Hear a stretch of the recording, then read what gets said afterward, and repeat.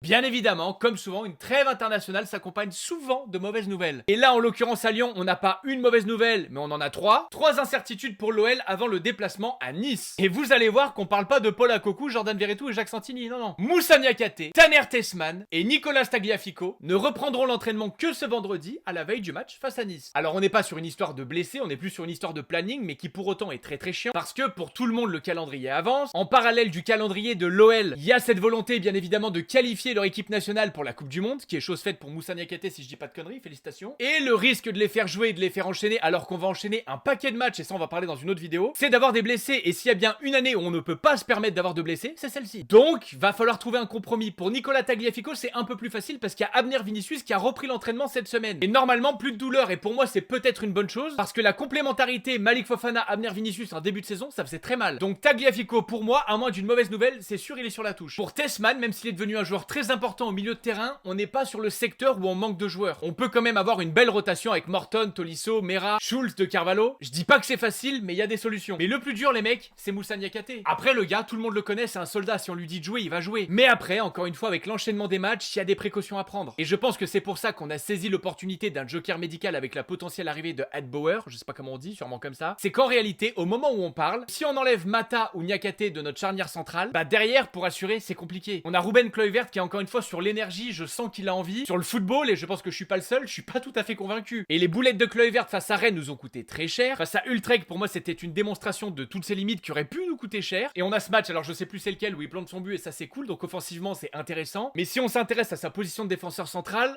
c'est pas ça. Donc ce sont des éléments qu'il va falloir prendre en compte avant de se déplacer à Nice. Je crois que Nice de son côté a aussi des problèmes avec Mofis, qui n'est pas du tout une mauvaise nouvelle nous concernant nous. Mais attention, maintenant je vous pose la question à vous, si vous étiez le coach, comment vous géreriez la gestion de ces trois cas? Go dans l'espace commentaire, révélez le Paulo Fonseca qui sommeille en vous.